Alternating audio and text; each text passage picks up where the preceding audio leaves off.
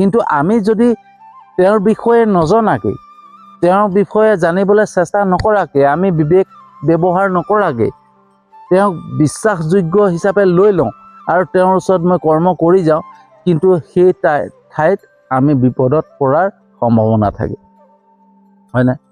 তো বন্ধুসকল, মই এই ভিডিঅ'বিলাক এনেই বনোৱা নাই, মোৰ অভিজ্ঞতাৰে বনাই আছোঁ।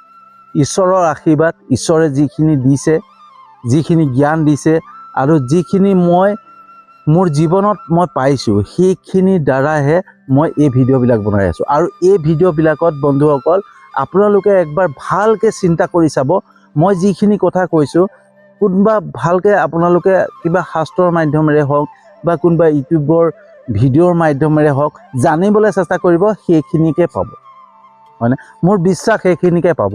তো মই এটা কাৰণে দিছোঁ, যাতে মই যেনেকৈ বিপদত পৰিছোঁ সেইখিনি যাতে আনৰ নহয়।